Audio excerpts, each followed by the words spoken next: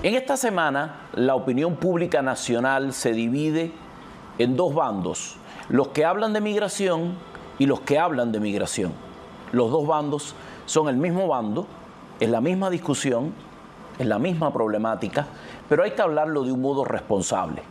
Mi entrevistada de hoy tiene una experiencia vital en torno a los procesos de migración con responsabilidad. Y por eso quiero darle la bienvenida a la abogada Johanna Soler, que nos va a estar acompañando en una conversación hoy amplia, personal, sincera, y además le estoy dando la bienvenida porque he procurado que nos acompañen muchas emisiones clarificando todos estos temas que son tan pero tan importantes. Bienvenida, es un gustazo. Muchísimas gracias a ti por darme la posibilidad de estar aquí en este espacio conversando contigo y compartiendo sobre estos temas que realmente hoy están muy en boga. ¿Quién es Johanna Soler? Bueno, Johanna Soler es una muchachita, vamos a ponerlo así, que se graduó de abogada en la Universidad de La Habana, en Cuba, que después tuvo la aspiración de hacer una maestría en leyes en la Universidad de Penn State. Tuve la posibilidad de hacer mi maestría, me gradué, pasé el bar y tengo la dicha, como digo, de estar embarcada trabajando con el abogado de inmigración Wilfredo Allen. Yo digo que él me embarcó a mí porque cuando yo terminé Penn State, yo decía que yo no iba a venir a Miami a hacer derecho de inmigración. Y mírame aquí, 5 años después, haciendo derecho de inmigración en Miami y muy feliz por los caminos que la vida me llevó. Tú lo dices así muy fácil, pero en mi explicación, haberte graduado primero, después hacer la maestría, eso es graduarse de abogado 2 veces. 2 veces. Es completamente distinto. Tú estudiaste tantas materias que ahora nos enteramos que no sirven para nada. Es un proceso de nuestra vida, pero que formó parte de una carrera universitaria y luego tienes que enfrentarte a algo que es completamente distinto. ¿Cómo es eso de arrancarse lo que no sirve? ¿Cómo es eso de desaprender para volver a aprender? Yo creo que es un proceso por el cual todavía yo estoy pasando. Es comiquísimo porque yo estaba acostumbrada en la universidad, me sentaba adelante, oía a mis profesores, me gustaba mi carrera y estaba acostumbrada a convalidar las asignaturas. Y yo cuando vine a estudiar la maestría en leyes, lo primero que me tuve que enfrentar fue el tema del idioma inglés. Yo soy cubana, no hablo inglés, tuve que aprenderlo a golpe de llegar al aula y que el profesor me dijera stand up, y yo decía stand up, eso es párate, ¿no? Me tengo que parar, y que el profesor me hiciera todo tipo de preguntas y que tuviera que responderle en un idioma que no era el mío, que además de eso me exigiera al mismo rigor de todos los estudiantes que estábamos en ese curso. Y fue un proceso que te digo que todavía me estoy acostumbrando a él, porque pasé de ser esa alumna que se sentía cómoda y confiada, vamos a ponerlo así, a tener que ser esa persona que día, noche, madrugada estuviese estudiando, estuviese esforzándose cada vez más. Fue un proceso difícil. Realmente todo lo que estudié tuve que eliminarlo para poder incorporarme un conocimiento nuevo. Son 2 sistemas de derecho totalmente diferentes. Un sistema es el sistema romano-francés y el otro sistema es el sistema del common law. Yo estaba acostumbrada a buscar en códigos las respuestas en Cuba y cuando yo llego a la universidad mi primera pregunta fue ¿dónde está el código aquí? Por suerte no me entendieron bien lo que le pregunté, pues si me llegan a entender yo creo que me ponen el primer suspenso de la carrera, porque lógicamente el sistema de derecho aquí no está codificado, es un sistema que se basa en el precedente judicial, hay que estudiar las sentencias de los jueces. Entonces lo único que hay en común entre esos 2 sistemas para la persona que ejerce esta profesión es el amor a la profesión, porque a mí me gusta lo que hago y porque me gusta ponerme retos en mi vida, yo creo que pude lograr eso. Yo siempre digo que la clave está en querer. Ahí está la respuesta. Cuando tú quieres, tú puedes. Yo pienso así. Entonces yo creo que yo logré eso, porque lo quería. Porque muy adentro de mí dije, ese es mi camino y lo voy a seguir. A mí me impresionó gratamente en una conversación anterior que sostuvimos que se te llenaran los ojos de emoción y te mostraras agradecida por el periodo del COVID-19, porque mientras la gente estaba enloquecida y no veía la luz al final del túnel en una pandemia que parecía que no se iba a acabar nunca, tú supiste aprovechar la gran oportunidad de que todo se detuvo y para lo único para lo que había tiempo era para estar estudiando prácticamente en casa. En ese momento en el que eso ocurre, tú estás por graduarte todavía de la maestría, ¿verdad? Estás estudiando. Exactamente. En el año, finales del año 2019, inicios del 2020, yo todavía estaba en mi maestría. Recuerdo que vino el break de diciembre, todo el mundo se fue de vacaciones y cuando regresamos en el 2020 yo todavía estaba en mi querido y congelado Pensilvania. La historia de un cubano en Pensilvania de Álvarez Guedes es totalmente real. Varias veces resbalé, varias veces me caí, no tomé café cubano. Entonces yo estaba ya en ese 2020 en Pensilvania, vino el COVID, aquello se sentía solo, fueron momentos de muchísima incertidumbre y mi padre vive aquí en Miami y me dijo, ven para acá. La universidad empezó a funcionar de manera remota, entonces tuve la posibilidad de terminar mi carrera universitaria desde la sala de la casa de mi papá y desde el cuarto que yo estaba ocupando en casa de mi papá. Ese periodo de tiempo fue un periodo de tiempo muy convulso, muy complicado, de muchísima desesperación, pero yo me refugié en los libros. Cuando terminas de hacer la maestría en leyes no significa que ya puedes ejercer como abogada. Tienes que sentarte un examen que se llama el Bar Exam. Es un examen en el que te evalúan todas las asignaturas de la carrera. Yo no estudié todas las asignaturas de la carrera porque yo lo que hice fue una maestría. Por eso me fue un poco más complicado. Entonces tuve que autoenseñarme muchísimas de las asignaturas y utilicé este periodo para estudiar día, noche, madrugada. Todas las personas que están viendo este programa, que han pasado por esta experiencia, saben de lo que le estoy hablando. Yo recuerdo que tengo un amigo que me decía, tú te crees que tú has estudiado, pero tú te vas a dar cuenta que no, porque cuando tú te enfrentes al bar, te vas a dar cuenta de lo que es estudiar. Es como un examen estatal, pero de verdad. De verdad. Es un examen de 2 días, 6 horas cada día. Te hacen 200 preguntas en esas 6 horas. Tienes un minuto 22 segundos por pregunta. Si no las respondes, se te desaparece de la computadora. Tú experimentas pánico, ansiedad, te sientes que no tienes capacidad para lograrlo. O sea, pasas por todas esas emociones. Pero al final del día te sientes tan bien cuando te das cuenta que sí puedes y que no importa el sacrificio, lo que importa es, como te dije, los deseos. Eso siempre te ayuda a salir adelante y te ayuda a decir, Dios mío, lo hice. Pude con eso. Antes de vencer todos estos combates, ¿a ti te pasaba por la mente sostener otro tipo de práctica como abogada? ¿Nunca migración? Bueno, Sánchez, ¿qué sucede? El derecho corporativo a mí me gusta mucho. De hecho, yo tengo una especialización en derecho corporativo y yo tenía en mi mente ejercer derecho corporativo, no derecho migratorio. Pero como te digo, no conocía el derecho migratorio. Esa fue una de las lecciones que la vida me dio. Nunca hables sin saber, así me lo decía mi abuelita y la vida me lo ratificó aquí en los Estados Unidos. Cuando vine para Miami, me presenté a una entrevista de trabajo con Wilfredo Allen y él practica derecho migratorio. Bastó que lo conociera y que estuviese en su oficina unos días para totalmente enamorarme de esta área del derecho. Es lo que hago hoy. Como yo digo, es lo que creo que voy a hacer el resto de mi vida.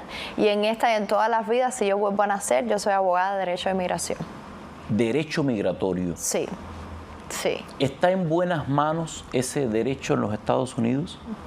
Eso es una pregunta muy interesante.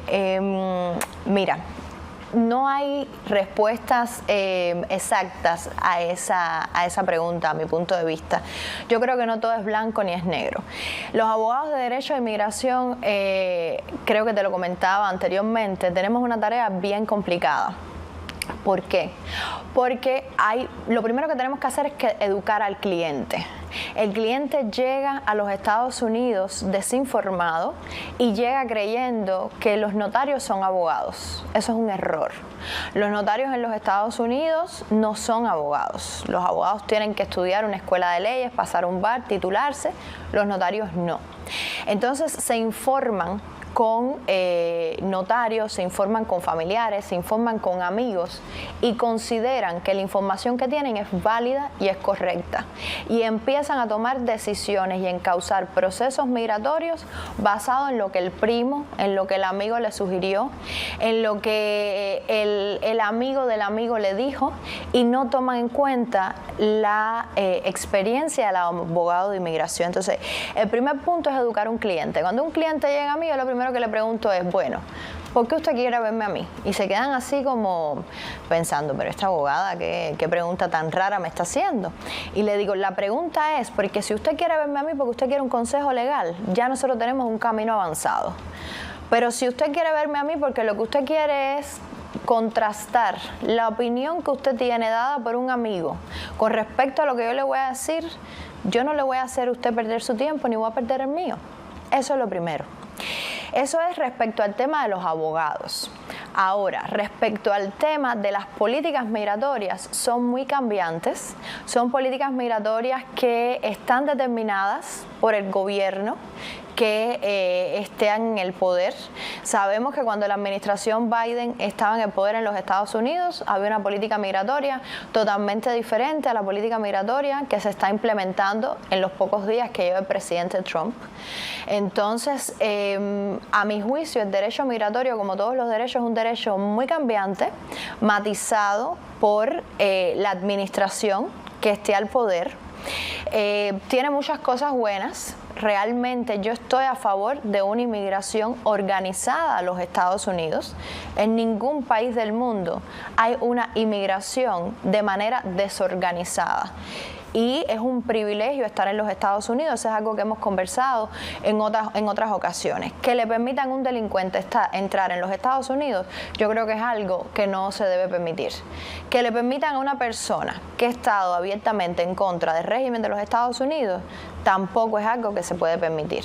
Ahora, que una persona decente, trabajadora, honesta, responsable, no pueda entrar a los Estados Unidos o tenga que esperar mucho tiempo porque otras personas que tienen características totalmente diferentes han llegado, eso es un problema. Y ese problema ha sucedido precisamente por la manera en la que algunos programas han sido implementados. Entonces, desde mi punto de vista, hay muchas cosas favorables, hay muchas cosas negativas. Por eso te decía, no es ni blanco ni negro, vamos a decir que es un tono medio. Pero políticas son políticas y leyes son leyes. Hay una política distinta con esta administración, sin embargo, con los migrantes que más frecuentemente llegan a nuestra zona geográfica y que tienen que ver con el contexto de nuestro continente, de nuestra cercanía y de nuestras diferencias ideológicas, está el tema de la ley de ajuste cubano, porque hay una política que va llevando un camino, pero ningún otro país dispone de una ley sentada tan a lo claro, que tiene tanto que ver con los migrantes de nuestra región. ¿Tú crees que en este momento estaría corriendo peligro la ley de ajuste cubano? Eso es una pregunta que varias veces me han hecho y yo, en mi opinión personal, no creo que la ley de ajuste cubano está en peligro, porque para que la ley de ajuste cubano se elimine, en Cuba tienen que haber elecciones libres y democráticas y el Congreso de los Estados Unidos tiene que aprobar esto. Entonces, la ley de ajuste cubano es un privilegio que tenemos los cubanos, que deberíamos de honrarla a diario y de cuando tomamos la determinación de mirar a los Estados Unidos, tomar las decisiones acertadas y no desperdiciar esta oportunidad que nos da esta ley. Pero no creo que en este momento la ley de ajuste cubano esté en peligro. De hecho, aunque hay mucho nerviosismo con el tema del CBP-1, que ya no es un programa que está en vigor y que se declaró que no se iba a considerar legal la entrada por el CBP-1, y aunque las personas están muy preocupadas con el tema del paro humanitario, los cubanos que estén en los Estados Unidos, que lleven 1 año y 1 día, que hayan entrado de manera legal, que hayan sido admitidos, o sea, digo legal, aunque se ha declarado el CBP-1 como ilegal, te dieron una I-94 cuando entraste, fuiste admitido en los Estados Unidos, por el paro humanitario también, los cubanos no corren riesgo de deportación siempre que no hayan tenido, por supuesto, ningún delito criminal, apliquen a la ley de ajuste cubano a su tiempo, en su momento, y en el caso del CBP-1, que hayan presentado asilo político. Pero fíjate qué generosa es esta ley de ajuste cubano, que aun y cuando hayas presentado asilo político, porque entraste por el CBP-1 a los Estados Unidos y eso es lo que tienes que hacer, presentar el asilo político, te vas a ajustar bajo la ley de ajuste cubano y no te vas a tener que someter al proceso de asilo político. Sin embargo, hay mucha gente que entró, creyó que entró bien, que le dieron un documento, han terminado obteniendo residencia y están convencidos de que lo hicieron sin pedir ningún asilo, sin hacer nada. ¿Quiénes son los confundidos aquí? ¿Los que entraron o los que le hicieron el proceso? Esa pregunta me encanta. Yo creo que la confusión es generalizada, porque están confundidos los que entraron a los Estados Unidos y no hicieron el proceso como estaba establecido. Eso lo hablamos anteriormente. Si una persona entra a los Estados Unidos por el CBP-1, en la frontera explicó que fue perseguido en su país y que corría riesgo de ser perseguido si era deportado. No se presentó a la frontera y le dijo al oficial que quería un futuro mejor en los Estados Unidos y que quería conocer los parques de Orlando. Entonces usted tiene la responsabilidad de aplicar a su asilo político una vez que entre a los Estados Unidos. Entonces, aunque usted se legalice bajo la ley de ajuste cubano al año y al día, usted tenía que haber cumplido con haber presentado su proceso de asilo político. Eso fue una gran confusión que muchas personas no tuvieron en cuenta el presentar el proceso de asilo político. Para ellos fue una confusión, pero para las personas que también se prestaron para ayudar a estas personas, valga la redundancia, a interponer sus procesos, también fue una confusión. El abogado Willie Allen, en las directas que él hace con el periodista Daniel Benítez todos los jueves, desde el inicio del programa CBP-1, explicó que los cubanos, aunque se pudieran hacer residentes al año y al día, tenían que aplicar asilo político. Desde el inicio de ese programa se explicó. Muchos otros abogados de inmigración, que son personas que se respetan, también lo han dicho. Entonces, si usted toma la determinación de hacer lo que su primo le dijo, usted está confundido, su primo también, y la persona que lo ayude está confundida también. Se tiene que acabar la fiesta de los primos, de los chismosos y de los notarios. Perdón, eso se llama intrusismo profesional. Cada cual se tiene que ocupar de lo que le corresponde. Hay una permisibilidad, pero hay un auge de las políticas, está el ímpetu de la polis, dirían los griegos. Están todas las políticas en su salsa, generando un alto grado de confusión. Yo sé que te gusta mucho lo que haces, pero entiendo que debes estar viviendo horas infernales. Tiene que ser infernal que lo que has predicado se te vuelva al revés. Te voy a explicar de qué modo. Cuando conversas con los tuyos, que te cuentan su caso, que lo organizas, hay una frase que predomina. Debes decirle comúnmente a la gente: tengo que escuchar todo bien porque es que no hay dos casos iguales. Como que no hay dos casos iguales, cada persona que integra un caso, cuando se arma esta confusión generalizada y su caso no es igual al del otro, quiere que Joana en persona le explique. Entonces todos llaman al unísono y de momento comienza a detenerse las extensiones del TPS, comienza un dictamen desde Seguridad Nacional que enfoca que las condiciones por las cuales fue entregado por el contexto de lo que estaba ocurriendo en Venezuela ahora no son las mismas. Comienza una interpretación que va por parte del gobierno, otra que va por parte de la región o el estado. En Tallahassee quieren organizar una línea de apoyo para la política del presidente Trump en el estado de la Florida. De repente a la propia legislatura le parece que el gobernador es demasiado extremista, le quitan este poder y le desarman la junta en la que van a legislarlo, le entregan el término de la migración al secretario de la Agricultura. El secretario de Estado comienza un recorrido por Latinoamérica como primera gira que hace de sus presentaciones en los primeros días de la nueva presidencia, cuando todo el mundo dice irá al Medio Oriente, comenzará por Europa. La gente está desentendiéndose de lo mismo que le han estado repitiendo y volvemos al mismo punto. O sea, entre más caótico se vuelve el tema, más se regresa a las herramientas primigenias. Me encanta oírte decir que el abogado Willy, tú misma, tu oficina, están implementando lo mismo que dijeron desde el primer día. Todo se vuelve turbio y regresa al primer punto. Es una discapacidad la que tiene la gente para escuchar lo que uno le dice. Joana, explícamelo tú, porque es que yo estoy oyendo el mismo libreto y aparece el mismo rostro, las mismas gentes quejándose de lo mismo. Es como para decirle, caramba, pero si te lo dije, nada ha cambiado. Me ha pasado así.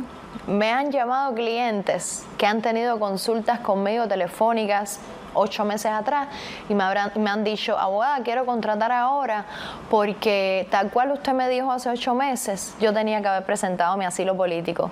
Usted tiene razón, abogada. ¿Y ahora? Tristemente ahora, señor, ya pasó su año de haber estado en los Estados Unidos, ya usted no es elegible para el proceso de asilo político y ya la jueza le dijo a usted en una corte de inmigración que como usted no presentó el asilo político, no le iba a cerrar la corte.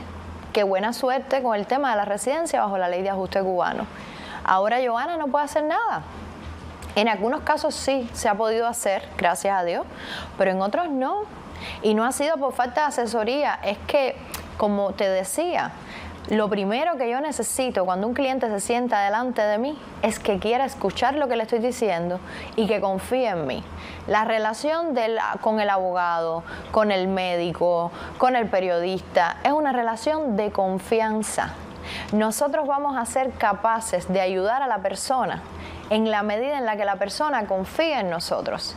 Si yo le recomiendo a usted un camino, claro que usted es libre de elegir el camino que usted quiera y de ir con otras personas para chequear que el camino que yo le dije es el correcto.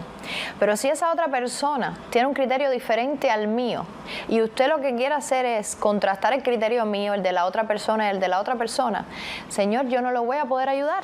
No lo voy a poder ayudar. Yo me responsabilizo, así se lo digo a mis clientes, yo me responsabilizo con lo que yo le digo. Usted puede vivir convencido que yo me voy a morir ahí peleando por usted con lo que yo le digo. Pero yo no puedo estar atendiéndole a usted todas sus preguntas basado en la desconfianza que usted sienta con respecto al proceso que le estoy indicando. Todas las personas que están mirando este programa, no todas, no vamos a ser absolutos, la mayoría, me imagino, que pueden pensar respecto a lo que estamos hablando ahora. Porque cuántas veces a lo mejor y en cuántas ocasiones no escucharon esto, no escucharon el consejo de presentar asilo político con el CBP-1 y antes que saliera la administración de Trump, todas las personas que iban a la oficina a tener una cita conmigo, que yo les daba la cita y le daba la explicación, no contrataban, o la mayoría, el servicio, porque pensaban, en algunos casos me llegaron a decir, que yo quería hacerles un proceso de asilo político. Hasta con eso hay que lidiar, hasta con eso.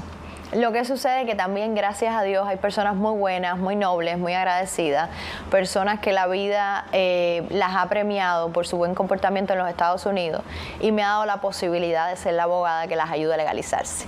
Entonces eso para mí es una alegría inmensa.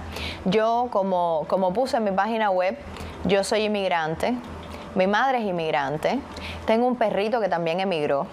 Entonces yo siento, Sánchez, a diario, lo que es el derecho de inmigración y las políticas migratorias. Yo pasé por eso. Entonces yo entiendo a las personas. Y cuando una familia completa está delante de mí y yo veo una alternativa para que esa persona se legalice, puedes confiar que voy a hacer todo porque la persona se legalice. Sin embargo, también soy muy sincera, nunca cruel, pero sí sincera. Cuando yo no veo que hay oportunidad para que la persona se legalice, también se lo digo. Se lo explico, porque no comparto el hecho de que una persona contrate un abogado para que bote su dinero y para que esté engañado. No. Usted no se puede legalizar porque usted tiene una orden de deportación, un ejemplo. Usted perdió su proceso de asilo político en la detención. A usted se le presentó una apelación y usted perdió la apelación. Qué triste. Me parte el corazón. Pero la realidad es que no hay nada que yo pueda hacer en el caso suyo. Y yo no le voy a tomar el caso porque yo no voy a coger el dinero de usted para que usted después sea deportada. Es complejo. Es complejo. Es muy complejo. Pero esto no es un regaño, porque la migración es eterna, los procesos son continuos y la abogada Johanna Soler es una gran oportunidad. Gracias por este tiempo. Gracias para conversar, y te espero en las próximas semanas porque vamos a abrir una ventana para nuestra Johanna Soler para plantear estos temas, para discutir sobre asuntos que le importan a la comunidad y para que esté en corte en nuestros tiempos de ayudar a nuestra comunidad. Así que aquí te espero. Este es el bautizo. Gracias. Esto es apenas el bautizo. Que Dios te bendiga. Gracias a ti. Gracias de verdad, de corazón, gracias por la oportunidad. A ti. Un placer.